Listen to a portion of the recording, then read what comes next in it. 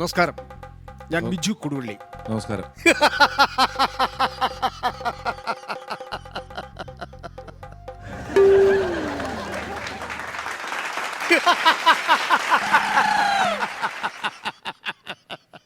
സാധാരണഗതിയിൽ അവിടെ നിന്ന് ആരെങ്കിലും തമാശ പറയും, ഇവിടെ ഉള്ളവർ ചിരിക്കും. അതാണ് ഇവിടുത്തെ ഒരു പരിപാടി. ഇതിപ്പം ഇവിടുന്ന് ആരും ഒന്നും പറയുന്നുമില്ല, ചേട്ടൻ വെറുതെ ഇരിക്കുന്നുമുണ്ട്. നമ്മൾ കലാകാരന്മാർ തമ്മിൽ എന്തിനാണ് ഒരു മറ? അങ്ങനെ ഒരു ആവശ്യമുണ്ടോ? മറയുടെ ആവശ്യമില്ല. ഇല്ല ഇല്ല. നിങ്ങളുടെ ഗ്രൂമേഴ്സ് പറയുന്നു എനിക്ക് അഭിനയിക്കാൻ അറിയില്ലെന്ന്. ഏത് ഗ്രൂമറാ പറഞ്ഞത്? താങ്കളുടെ ചിരി നല്ല നാച്ചുറൽ ആയിരുന്നല്ലോ. അതെ, ആണല്ലോ. ആണാണ്. മാത്രമല്ല നമ്മുടെ ഗ്രൂമേഴ്സ് എങ്ങനെ പറഞ്ഞിട്ടുണ്ടായിരുന്നു ചേട്ടാ, അത് എന്തെങ്കിലും കുറവുള്ളവരോടെ എങ്ങനെ പറയുള്ളൂ. ഒട്ടും പറ്റും ഒരുവിധം കഴിവുള്ളവരെ നമ്മളിവിടെ പ്രോത്സാഹിപ്പിക്കുന്നുണ്ട്. കല എനിക്ക് ജീവശ്വാസമാണ്, അറിയൂ. ചിലപ്പോൾ ഗ്രൂമേഴ്സിന് ശ്വാസം മുട്ടായി തോന്നിക്കാണും. ഇതെന്താ മാറി നിൽക്കണത്? ഇനി ദേഷ്യം വന്നാൽ ചുമന്ന ലൈറ്റിന് മുന്നിൽ നിൽക്കണം. ബേസിക് പോലും അറിയില്ല, എന്നിട്ട് വന്നില്ല. താങ്കളുടെ ബേസിക് ഞാൻ കണ്ട്, താങ്കളെ ഒരു വീഡിയോ ഞാൻ കണ്ടിരുന്നു. അമ്പലപ്പുഴ അജന്തയിലെ വാസന്തി ചതിച്ചതാണ്. അയ്യോ അതല്ല, ഇവിടെ ഓഡീഷന് വേണ്ടിയിട്ട് എന്തോ കൊടുത്തൊരു വീഡിയോ ഇല്ലേ? സോറി, അതായിരുന്നല്ലേ. ആഹാ. മറ്റേതാ വൈറല്. എന്നെ കുറിച്ച് എല്ലായിടത്തും ഒരേ അഭിപ്രായമാണ്. ഗ്രൂമേഴ്സ് പറഞ്ഞത് പോരാന്നാ. അതാ ഞാൻ പറഞ്ഞത്. ഇവിടെ നിങ്ങൾ അത് തന്നെയല്ലേ പറഞ്ഞത്. എൻ്റെ പെർഫോമൻസ് കാണണമെങ്കിൽ നിങ്ങൾ തട്ടകത്തിലോട്ട് വരണം. തട്ടകത്തിൽ ഒരു സ്റ്റേജിൽ ഞാൻ കരയുന്ന ഒരു സീനുണ്ടായിരുന്നു. എൻ്റെ അമ്മ വന്ന് പറഞ്ഞു നിർത്താൻ, നിർത്തിയില്ല. അച്ഛൻ വന്ന് പറഞ്ഞു കരച്ചിൽ നിർത്തിയില്ല. എൻ്റെ സഹോദരങ്ങളൊക്കെ വന്ന് പറഞ്ഞു കരച്ചിൽ നിർത്തിയില്ല. അവസാനം കമ്മിറ്റിക്കാരെ അഴിച്ചു വിട്ടപ്പോഴായിരിക്കും കരച്ചിൽ നിർത്തിയത്. സ്റ്റാൻഡപ്പ് കോമഡിക്കാർക്ക് എന്ത് കൊമ്പുണ്ടോ? 2-2.5 മണിക്കൂർ സ്റ്റേജിൽ കയറി നിൽക്കുമ്പോഴറിയാം മൂത്രമൊഴിക്കും. മൂത്രം കഷ്ടപ്പെട്ടും ദണ്ണിച്ചും വല്ലവൻ്റെയൊക്കെ കഥ മോഷ്ടിച്ചും തന്നെയാണ് എല്ലാ സ്റ്റാൻഡപ്പ് കോമഡിക്കാരും ഉണ്ടായിട്ടുള്ളത്. അല്ല, നിങ്ങൾ ആരെയാ വീട്ടിൽ ചെന്ന് സ്റ്റാൻഡപ്പ് കോമഡിക്കാരെ ആക്കിയിട്ടുള്ളത്? പറയണം സർ.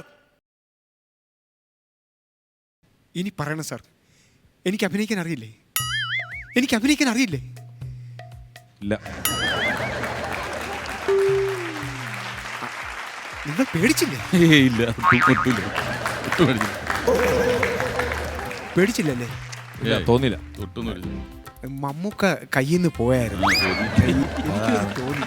അതാണ് അതിന് മുമ്പത്തെ മറ്റേ ആ ക്യാരക്ടർ വന്നില്ല ആദ്യം, ഒക്കെ പാളിയായിരുന്നു. ഓ, അതും പാളിയോ? മൊത്തത്തിൽ പാളു ചെയ്തേക്കണം. ചില കാര്യങ്ങൾ അങ്ങനെയാണ്. ഈ മമ്മൂക്കയുടെ കയ്യിലേ നിൽക്കത്തുള്ളൂ. അതല്ല പുള്ളിയുടെ പേര് മമ്മൂട്ടി. പേര് മാറ്റിയിട്ടാല് മാറ്റിയിട്ടാ പുള്ളിയുടെ വരുമോ? ബിജു, ഒരു സ്റ്റാൻഡപ്പ് കോമഡിക്കാരനാകണമെന്ന് നിങ്ങൾ ആഗ്രഹിച്ചാൽ നിങ്ങളതായിരിക്കും.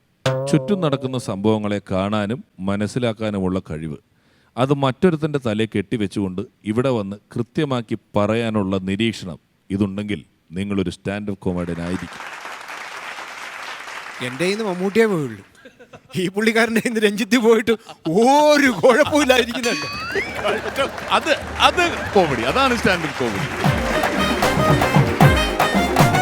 എന്റെ എല്ലാ പ്രിയപ്പെട്ട പ്രേക്ഷകർക്കും വൺസ് അപ്പോൺ എ ടൈമിന്റെ ഒരു പുതുമ നിറഞ്ഞ എപ്പിസോഡിലേക്ക് ഹാർദവമായ സ്വാഗതം. ചേട്ടാ, തുടക്കത്തിൽ ഇവിടെ ആരെങ്കിലും വലിയ തമാശയെല്ലാം പറഞ്ഞ ഒരാള് കൊപ്പനെ ചിരിച്ചോണ്ട് പോകുന്നുണ്ടായിരുന്നു. അത് പിഷാരിയുടെ കയ്യിൽ നിന്ന് ഒരു രഞ്ജിത്ത് പോയിട്ടുണ്ടായിരുന്നു, അതുമായിട്ടാണ് പുള്ളി പോയത്. ഇനി ഇതൊന്നും മൊത്തത്തിൽ കയറ്റിയെടുക്കണമെങ്കിൽ വേറെ ആരെങ്കിലും പറയണം. അപ്പൊ എന്തായാലും കയ്യിന്ന് പോയത് എടുക്കണ്ട. കയ്യിന്ന് പോവാത്ത തമാശകളുമായിട്ട് ഇവിടെ വേറെ പെർഫോമർ എത്തിയിട്ടുണ്ട്. നമുക്ക് അദ്ദേഹത്തെ സ്വാഗതം ചെയ്യാം. വൺസ് അപ്പോൺ എ ടൈമിന്റെ ഇന്നത്തെ വേദിയിലെത്തുന്ന stand up comedian Sangi. Once upon a time, once upon a time, once upon a time, once upon a time. Sangeeth, സ്വാഗതം. ഇദ്ദേഹം തൃശ്ശൂർ നിന്നാണ് വരുന്നത്. ഇദ്ദേഹം ഒരു ഷെഫാണ്. ഷെഫായിട്ട് എത്ര വർഷമായി? 10-15 വർഷമായി. 16 വർഷമായിട്ട് ആ മേഖലയാണ്. അപ്പോൾ ഈ പരിപാടി ആദ്യമായിട്ടാണോ? അതെ അതെ. അല്ല, പാചകത്തിൽ നിന്ന് പാചകത്തിലേക്ക് വരാനും പാചകത്തിൽ നിന്ന് പാചകത്തിലേക്ക് പോകാനും വലിയ ബുദ്ധിമുട്ടൊന്നുമില്ല അല്ലേ? Thank you. അപ്പോൾ നമുക്ക് പെർഫോമൻസ് ആണ്. തീർച്ചയായും. ഓൾ രമേശ് ചേട്ടാ, ഞാൻ യാത്രയിൽ സംഭവിച്ച കുറച്ച് കാര്യങ്ങളാണ് പറയാൻ പോകുന്നത്. ഉറപ്പായിട്ടും. ഞാനൊരിക്കൽ മധുരയ്ക്ക് യാത്ര ചെയ്തുകൊണ്ടിരിക്കുമ്പോൾ പാലക്കാട് നിന്ന് ഒരാൾ കയറി. ഒരു തമിഴനാണ് പുള്ളി. അപ്പോൾ പുള്ളി പറഞ്ഞു എന്നെ പഴനി എത്തുമ്പോൾ ഒന്ന് വിളിക്കണം എന്ന് പറഞ്ഞു. അപ്പോൾ ഞാൻ പറഞ്ഞു ശരി, ഞാൻ പഴനി എത്തി വിളിക്കാം. ഞാൻ ഉറങ്ങിയില്ല, പുള്ളി കിടന്നോട്ടെ, ഇനി അവിടെ എത്തിയിട്ട് മറന്നു പോകണ്ട വിളിക്കാമെന്ന് വിചാരിച്ചിട്ട് ഞാൻ കിടന്നില്ല. പുള്ളി കിടന്നുറങ്ങി. അങ്ങനെ കുറേ ദൂരം കഴിഞ്ഞ് പഴനി എത്തി. പഴനി എത്തിയപ്പോൾ ഞാൻ പുള്ളിയുടെ അടുത്ത് പറഞ്ഞു, അണ്ണേ പഴനി വന്നാച്ച്. പുള്ളി എണീറ്റ് നോക്കുമ്പോൾ പഴനി മല ഇങ്ങനെ കാണുന്നുണ്ട്. പുള്ളി ജനൽ വഴി വന്നിട്ട്, അണ്ണേ കാപ്പാത്തുങ്ക പഴനി ആണ്ടവാ മുറുക മയിൽവാഹന, അങ്ങനെ വന്നിട്ട് വീണ്ടും കിടന്നങ്ങോട്ട് ഉറങ്ങി. അതുപോലെ തന്നെ ഞാൻ എൻ്റെ ഹരിക്കുട്ടൻ എന്ന് പറഞ്ഞൊരു ഫ്രണ്ട് ഉണ്ട്. ശരിക്കും പേര് ഹരിക്കുട്ടൻ എന്നല്ല, എന്നാലും ഞാൻ പറയുന്നത് ഹരിക്കുട്ടൻ. അവന് കൂടി ഊട്ടിക്ക് ഒരു ദിവസം ടൂറിന് പോയപ്പോൾ അതിനു മുന്നേ ഇവനെ പരിചയപ്പെടുത്തരാം. ഇവന് ബുള്ളറ്റ് ഭയങ്കര ഭ്രാന്താണ്, ഭയങ്കര ക്രൈസാണ്. അപ്പോൾ ഒരിക്കൽ ബുള്ളറ്റിൻ്റെ ഷോറൂമിൽ ഒരു ഇൻ്റർവ്യൂവിന് പോയി. അവിടെ ജോലി തന്നെ കിട്ടണമെന്ന് പറഞ്ഞിട്ട് അങ്ങനെ പോയി. മാനേജർ ഒറ്റ ചോദ്യം ചോദിച്ചോട് പിടിച്ച് പുറത്താക്കി. മാനേജർ ചോദിച്ചു, ബുള്ളറ്റിൻ്റെ എൻജിൻ്റെ മോട്ടർ അതെങ്ങനെ വർക്ക് ചെയ്യുന്നു എന്ന്. ഇവൻ എടുത്ത വഴിക്ക് ഉത്തരം പറഞ്ഞത് ഇത് കണ്ടപ്പോൾ ആൾക്ക് ദേഷ്യം വന്നു. ആൾ പറഞ്ഞു, നിർത്തണം നിൻ്റെ വണ്ടി ഓടിക്കില്ല. അപ്പോൾ ഇവൻ്റെ ഏട്ടൻ ഒരു തീറ്റ മത്സരത്തിന് പോയിരിക്കുകയാണ്. ഒരു തിരുവോണത്തിൻ്റെ അന്ന് വൈകുന്നേരം ഒരു 4 മണിയാകുമ്പോൾ എന്നെ വിളിച്ചു. ഞാൻ ഊണ് കഴിഞ്ഞ് നടും അങ്ങോട്ട് നിർത്തുന്നുള്ളൂ. അപ്പോഴേക്കും ഇവൻ വിളിച്ചിട്ട് പറഞ്ഞു, പോണ്ടേ കുറേ നേരമായി 4 മണിക്ക് തുടങ്ങും തേങ്ങര മൂട്. ഞാൻ പോയി 4 മണിക്ക് പോയി, ഇവൻ്റെ കൂടെ പോയി. ഫസ്റ്റ് പ്രൈസാണ് 5000 രൂപ. അത് ഇവൻ അടിച്ചു. 500 ഇഡ്ഡലി കഴിച്ചു. 500 510 ഇഡ്ഡലി അങ്ങോട്ട് കഴിച്ചു. തിരിച്ചു വരുമ്പോൾ ഇവൻ എന്നോട് പറഞ്ഞു, അതേ എനിക്ക് ഫസ്റ്റ് കിട്ടിയ കാര്യം വീട്ടിൽ പറയണ്ടാട്ടാ. ഞാൻ ചോദിച്ചു, എന്താ പറയുക, ഇനി പൈസ എങ്ങാനും കൊടുക്കേണ്ടി വന്നാലോ അതുകൊണ്ടാകും. ഞാൻ പറഞ്ഞു, എന്താ പ്രശ്നം എന്താ? വീട്ടിൽ പറഞ്ഞ അമ്മ വൈകുന്നേരം ചോറ് തരില്ല. ഇതേപോലെ തന്നെ ഇവൻ്റെ ഒരു വല്യച്ഛനുണ്ട്. ആള് വയനാട്ടിലുള്ള ആളാണ്. ആള് പുലിമുരുകൻ ഇറങ്ങിയപ്പോൾ അത് കണ്ട് ആവേശം മൂത്തിട്ട് പുലിയെ പിടിക്കാനുള്ള തീരുമാനം എടുത്തു. പഴയ വേട്ടക്കാരനാണെന്നാണ് പുള്ളി പറഞ്ഞിറക്കുന്നത്. അങ്ങനെ ഭാര്യ എടുത്ത് പറഞ്ഞു, ഞാൻ ഇന്ന് പുലിയെ പിടിക്കാൻ പോകുന്നുണ്ട്, രാത്രി വരില്ല, നീ വാതിലടച്ച് കിടന്നോ എന്ന് പറഞ്ഞു. ലാസ്റ്റ് ഇയാൾ തോക്കൊക്കെ എടുത്ത് പുലി വേട്ടയ്ക്ക് പോയി. ഒരു 1.5 മണിക്കൂർ കഴിഞ്ഞപ്പോൾ വീടിൻ്റെ മുന്നിൽ ഒരു നിഴലിങ്ങനെ നിൽക്കുന്നുണ്ട്. അപ്പോൾ ഈ ചേച്ചി, ആരാണ് ഇപ്പോൾ? ചേച്ചി വാതിൽ തുറന്നപ്പോൾ ആശാവനോട് നിൽക്കുന്നുണ്ട് അവിടെ. അപ്പോൾ ഈ ചേച്ചി ചോദിച്ചു, ചേട്ടൻ പോയില്ലേ, പുലിയെ പിടിക്കാൻ പോയില്ലേ? ഞാൻ പോകണം തന്നെയാണ് വിചാരിച്ചത്. കുറച്ചങ്ങോട്ട് നടന്നപ്പോൾ കുറേ നായ്ക്കൾ അവിടെ നിൽക്കുന്നു റോട്ടിൽ, പിന്നെ ഞാനെങ്ങനെ പോണത്? ഇതേപോലെ ഇവനെയും കൊണ്ട് ഞാനൊരു റെസ്റ്റോറൻറ്റിലേക്ക് പോയി. ഊട്ടി റെസ്റ്റോറൻറ്റിൽ പോയി അവിടെ ഇരുന്നു. ആ സമയത്ത് നമ്മളെല്ലാവരും കഴിക്കുന്നത് കാലത്ത് മസാല ദോശ, വൈകുന്നേരം ഉച്ചയ്ക്ക് ബിരിയാണി, വൈകിട്ട് ചപ്പാത്തി പൊറോട്ടയും. അവിടെ ഒരാൾ ഗോൾഡൻ ഗ്ലാസും വലിയ മാലയും വലിയ ഭസ്മക്കുറിയൊക്കെ ഇട്ടിട്ട് ഒരു മുട്ടത്തലയും വന്നിരുന്നു കേട്ടോ. അയാൾ വന്ന വശമായിരുന്നു, തബേ മെനു കൊടു. മെനു കൊടുത്തു. മെനു ഇയാൾ ഒരു 6 ഷീറ്റ് മെനു ഉണ്ട് ആ ബുക്ക്. ഇയാൾ അങ്ങോട്ട് മറിച്ചു ഇങ്ങോട്ട് മറിച്ചു. ഈ ഷീറ്റ് തന്നെ ഒരു 6 തവണ അങ്ങോട്ട് ഇങ്ങോട്ട് മറിച്ചു. എന്നിട്ട് അത് അവിടെ ഇങ്ങോട്ട് ഇട്ടു. എന്നിട്ട് പറഞ്ഞു, തൈര് വട കൊണ്ട് കൊടുക്കുക. ഇതിന് വേണ്ടി ഒരു അരമണിക്കൂർ അയാൾ അങ്ങനെ നൈറ്റ് അതും ഇതും കഴിച്ചിട്ട് ഹരിക്കൂട്ടന് വയറുവേദന വന്നു. വയറുവേദന ഒരു 1.5 മണിയായി രാത്രിയിൽ. കലിശലായ വയറുവേദന. അങ്ങനെ അവിടെ ഒരു മാനേജറുണ്ട്. ആളും കൂട്ടിയിട്ട് ഒരു ഡോക്ടറെ അടുത്ത് പോയി. ഡോക്ടർ അവിടെ പോയപ്പോൾ ഡോക്ടർ ആരോഗ്യസ്വാമി അങ്ങനെ പേര് കണ്ടു. അപ്പോഴാണ് ഇവനൊരു ആശ്വാസമായത്. ഡോക്ടർ ആരോഗ്യസ്വാമി വാതിലിറന്നു. അപ്പോൾ ഇവൻ വന്ന ആൾ പറഞ്ഞു, ഇവന് വയറുവേദന,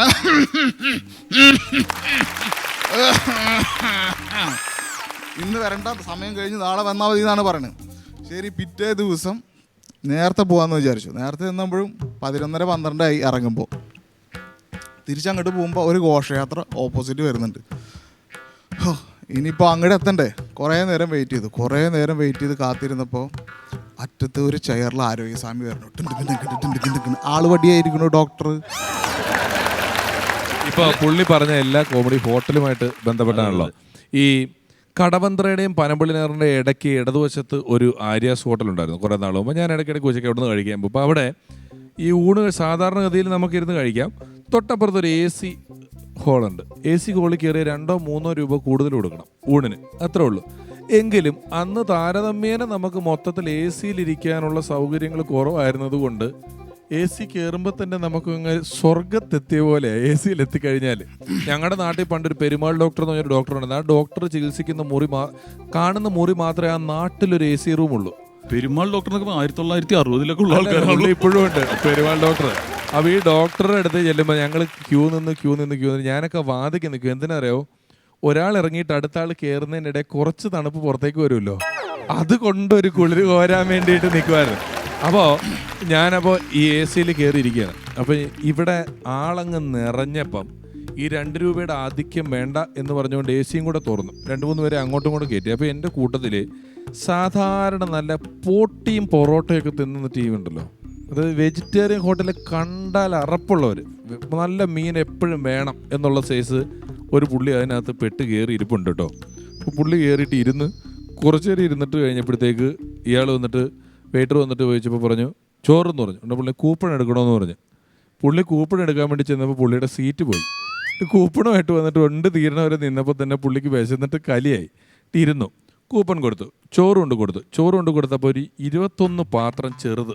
പുള്ളി അത് 21 എടുത്ത് പുറത്ത് വെച്ചിട്ട് ചപ്പാത്തി കണ്ടപ്പോൾ പുള്ളി പറഞ്ഞു ചപ്പാത്തി അല്ല ചോറാ പറഞ്ഞതെന്ന് പറഞ്ഞു. അയാൾ പറഞ്ഞു താലി മീൽസ് ആണ്, ചപ്പാത്തി ഫ്രീ എന്ന് പറഞ്ഞു. അപ്പോൾ പുള്ളി ചപ്പാത്തി സൈഡിട്ട് തള്ളി ചോറ് മേടിച്ചിട്ട് ആദ്യം തന്നെ പായസം എടുത്ത് ചോറിലേക്ക് എടുത്ത് കുഴച്ചിട്ട് കുറച്ച് ചോറ് അങ്ങോട്ട് തള്ളി വെച്ചു. പുള്ളിക്ക് ഇത്രയും വേണ്ട. പുള്ളിക്ക് 2 പൊറോട്ട ഒരു ബീഫ് കറിയും കിട്ടിയ തിന്നാന്ന് ഓർത്ത മനുഷ്യൻ 21 ഐറ്റവും ചോറും ഒക്കെ കൂടെ പുള്ളി അങ്ങ് AC-ക്കകത്ത് വരുന്ന വെട്ടി വേർക്കാൻ തുടങ്ങിയത്. അപ്പോൾ ഈ സാധാരണക്കാരെ കയറ്റി പറഞ്ഞ AC ഓഫ് ചെയ്തിട്ടേക്കുക. പുള്ളി വെട്ടി വേർക്കാൻ തുടങ്ങിയിട്ട് ഇങ്ങനെ കഴിച്ചുകൊണ്ടിരിക്കുമ്പം പെട്ടെന്നൊരു തമിഴ് വന്നിട്ട് AC ഇടണമാ എന്ന് ചോദിച്ചു പുള്ളിയോട്. അപ്പോൾ പുള്ളി ഉണ്ടോണ്ടിരിക്കുമ്പോൾ ഒന്ന് വന്നിട്ട് AC ഇടണമാന്ന് ചോദിച്ചോണേ. പുള്ളി കഴിച്ചോണ്ടിരിക്കുക. AC ഇടണമാ ലേശം ചോറൊരു പ്രദേശം ഇങ്ങനെ തള്ളി മാറ്റിയിട്ട് വിളമ്പാൻ ഞങ്ങളുടെ ഒരു സിനിമയുടെ വിജയാഘോഷത്തിന് ചെന്നപ്പോഴേ, വിജയാഘോഷ പ്രാഥമിക ആഘോഷം കഴിഞ്ഞ് എല്ലാവരും പോയി. അത് കഴിഞ്ഞപ്പോൾ അതിൻ്റെ അസോസിയേറ്റ് ഡയറക്ടർ അത്രയും നേരം അവിടെ ഭയങ്കര ആളായിട്ട് നിൽക്കും കേട്ടോ. പുള്ളി ഷീൽഡ് മേടിക്കുന്നു, കൊടുക്കുന്നു, കോർഡിനേഷൻ എല്ലാം കഴിഞ്ഞിട്ട് നല്ലോണം അടിച്ച് പഴുത്തിട്ട് പുള്ളി ഒരു പ്ലേറ്റിൽ കൊള്ളാവുന്ന കൂടുതൽ സാധനങ്ങൾ എടുത്തിട്ട് സ്പൂൺ കുത്തുമ്പോൾ സൈഡിൽ നിന്ന് എന്തെങ്കിലും മറിഞ്ഞു വീഴും. ആ മല പോലെ എടുത്തുകൊണ്ട് വന്നിട്ട് മറിഞ്ഞു വീഴുന്നു. പിന്നെയും പോയി എടുക്കുന്നു, തിന്നുന്നു. ഇതെല്ലാം കഴിഞ്ഞിട്ട് അങ്ങ് തീരാറായപ്പോൾ ക്യൂ ചെറുതായി. പിന്നെ 5-6 പേരെ നിൽപ്പുള്ളൂ. ഞാൻ നോക്കിയപ്പോൾ പുള്ളി ആലോചിച്ചപ്പോൾ എപ്പോഴും ഈ പ്ലേറ്റുമായിട്ട് പോയി എടുത്ത് വിളമ്പി തിന്നുന്നത് പാടായിട്ട് തോന്നിയിട്ടേ പുള്ളി ഒരു സ്പൂണുമായിട്ട് ചെന്നിട്ട് നേരിട്ട് അതിൽ നിന്ന് എടുത്ത് തിന്നുക. എല്ലാത്തിനും നേരിട്ട് തിന്നോണ്ടിരിക്കുക. ഇതുപോലെ എൻ്റെ ഒരു ആശാനുണ്ട്. പുള്ളിക്ക് സൂപ്പ് ഉണ്ടാക്കാൻ അറിയില്ല. ഒരു സൂപ്പ് ഉണ്ടാക്കാൻ അറിയില്ല.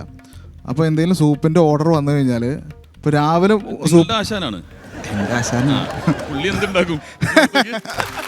സൂപ്പ് എന്ന് പറഞ്ഞാൽ ഏറ്റവും നിസ്സാരമായിട്ട് ഉണ്ടാക്കാവുന്ന സംഭവമാണ്. ആശാൻ അറിയാം. അപ്പോൾ പുള്ളി ഇപ്പോൾ രാവിലെ ഒരാൾ സൂപ്പ് ചോദിച്ചാൽ പുള്ളി രാവിലെയൊക്കെ ആരാടാ സൂപ്പ് കുടിക്കണത്, അവനെ ആരെങ്കിലും വിളിക്കേ എന്ന് പറയും. ഇത് തന്നെ ഉച്ചയ്ക്കും പറയും. ഉച്ചയ്ക്ക് ഒരു സൂപ്പ് ഓർഡർ വന്നാൽ ഉച്ചയ്ക്ക് ആ സൂപ്പ് കുടിക്കണത് ഓടാ ആരെങ്കിലും വിളിച്ചിട്ട് പാടാ ഇതിപ്പോൾ ഉണ്ടാക്കി കൊടുക്കണ്ടേ. അതേപോലെ വൈകുന്നേരം വന്നാലും ഇത് തന്നെ ആൾ പറയാ സൂപ്പ്. രാത്രിയിൽ ആരെങ്കിലും സൂപ്പ് കുടിക്കോ, അവനെ ആരെങ്കിലും വിളിച്ചിട്ട് കൊണ്ട് ഉണ്ടാക്കി കൊടുക്ക്. ഇതേപോലെ പുള്ളി ചൈനീസുകാർ വന്നപ്പോൾ ഇങ്ങനെ അടിക്കുമല്ലോ ചൈനീസ് ഫുഡ്. അപ്പോൾ പുള്ളിക്ക് ഇതൊരാഗ്രഹം. പുള്ളിക്ക് അതൊന്നും അറിയില്ല. പുള്ളി നാടൻ സദ്യയുടെ ആളാണ്. ഒരു ദിവസം ഇതുപോലെ ഉണ്ടാക്കണം എന്ന് മൂപ്പർക്ക് താല്പര്യം. അപ്പോൾ ഒരു ചൈനീസുകാരൻ്റെ അവിടെ പോയി കുറച്ച് നേരം നിന്ന് നോക്കി. അപ്പോൾ ഒരു ഓർഡർ വന്നു, ചില്ലി ചിക്കൻ്റെ ഓർഡർ വന്നു. അപ്പോൾ നീ ഞങ്ങളുടെ വേണമെങ്കിൽ പൊക്കോ, ഞാൻ എന്താ ചെയ്യുക എന്ന് പറഞ്ഞു. അതിന് ചില്ലി ചിക്കൻ്റെ പുള്ളി ഓർഡർ എടുത്തു. അപ്പോൾ ഈ കടായി ഇങ്ങനെ അടിക്കണമല്ലോ. പുള്ളിയുടെ കടായി ഇങ്ങനെ അടങ്ങില്ല, പുള്ളി ഇങ്ങനെ കടായി അവിടെ ഇരിക്കും. പുള്ളിക്ക് അതറിയുള്ളൂ. ഞങ്ങളുടെ വീടിനടുത്തൊരു പുള്ളിയെ തേങ്ങ വീണപ്പോൾ ഓടി ചെന്നിട്ട് മൂത്തവും നോക്കാൻ വേണ്ടി തേങ്ങ എടുത്ത് ഇങ്ങനെ കുലുക്കി നോക്കുമല്ലോ. പുള്ളിക്ക് എന്തോ ഒരു ചെറിയ ടൈമിങ് മാറി. ഞാൻ തേങ്ങ എടുത്ത് ചെവി വെച്ചിട്ട് തല ഇങ്ങനെ കുലുക്കി നോക്കണം. ഇതേപോലെ ഒരു കാറ്ററിങ്ങിൻ്റെ പരിപാടിക്ക് പോയിട്ടാണ് പുള്ളി മരിച്ചു കേട്ടോ. സത്യത്തിൽ കാറ്ററിങ്ങിൻ്റെ പരിപാടിക്ക് പോയി. അപ്പോൾ ബീഫ് റോസ്റ്റ് ഉണ്ടാക്കിക്കൊണ്ടിരിക്കുക. അപ്പം ഞാൻ നോക്കുമ്പോൾ പുള്ളി ബീഫ് റോസ്റ്റിൻ്റെ ഇളക്കിക്കൊണ്ട് തന്നെ അതെ ഇളക്കിക്കൊണ്ടുണ്ട്. ഇതിന് പുള്ളി എന്ത് ചെയ്യുന്നറിയോ, ഇതങ്ങ് ഇത് പൊക്കിയിട്ട് ബീഫ് എടുത്തിട്ട് വേവ് കുറവാ. ഞാൻ പറഞ്ഞു തല്ലുകൊള്ള വേറെ വിളിക്കണ്ട, അതൊരു തിളയ്ക്കുമ്പോൾ ശരിയാവില്ല. അത് ഞങ്ങളുടെ അടുത്തൊരു ബേക്കറിക്കാരുണ്ട്. പുള്ളിയോട് 2 സമോസ സമോസ എന്ന് പറഞ്ഞാൽ പുള്ളി ഒരു നീണ്ട അലുമിനിയത്തിൻ്റെ സാധനമുണ്ട് പുള്ളിയുടെ ഇങ്ങനെ പിടിക്കണത്. അതുകൊണ്ട് സമോസയൊക്കെ എടുത്ത് ഇതിനകത്തേക്ക് വെച്ച് കൊണ്ടുതരും. അപ്പോൾ 2 എണ്ണം കൊണ്ടുവയ്ക്കുമ്പോൾ നമ്മൾ ഒരെണ്ണം വേണ്ടാന്ന് പറഞ്ഞാൽ കൈ കൊണ്ട് എടുത്ത് അകത്ത് കൊണ്ടുവയ്ക്കും. എന്നിട്ട് പിന്നെ അടുത്ത ആൾ വരുമ്പം ഈ സാധനം കൊണ്ട് പിടിച്ചെടുത്തോണ്ട് വരും. ഇതൊക്കെയാണ് തൃശ്ശൂരിലെ വിശേഷങ്ങൾ ഞാൻ പറയാൻ ഉദ്ദേശിച്ചിരുന്നത്. എല്ലാവർക്കും ഇഷ്ടപ്പെട്ടു എന്ന് കരുതുന്നു. അല്ല നിങ്ങള് ഇതിൽ കോമഡി ഉണ്ടോ ഞാൻ പറഞ്ഞതിലേ? നിങ്ങൾ പറഞ്ഞ നല്ല കോമഡി ഉണ്ട്. നിങ്ങളുടെ ഷെഫിന്റെ ഒരു മേഖലയിൽ നിന്ന് കിട്ടാവുന്ന സാധനങ്ങൾ പെരുക്കിക്കൊണ്ട് വന്നിരിക്കുക. മാത്രമല്ല ആശാന്റെ നെഞ്ചത്ത് കയറുകയും ചെയ്യും. അതിന് നിങ്ങൾക്ക് ഒരു ഗുരുവിന്റെ അനുഗ്രഹം എപ്പോഴും ഉണ്ടാവും, അത് സംശയിക്കണ്ട. ആശാന്റെ പേരും കൂടെ പറഞ്ഞിരുന്നെങ്കിൽ സൂപ്പർ ആയനെ. കാറ്ററിംഗിന്റെ പേരും കൂടി പറഞ്ഞത്, കാരണം ബീഫ് കടിച്ചിട്ട്. ആങ്കർ മിഥുൻ ഇല്ലേ, മിഥുൻ അവന്റെ ഭാര്യയുടെ ബർത്ത്ഡേക്ക് സർപ്രൈസ് ആയിട്ടൊരു കേക്ക് ഓർഡർ ചെയ്തു. 1 കേക്ക്, ഇങ്ങനെയൊക്കെ ഇരിക്കുന്നൊരു കേക്ക്.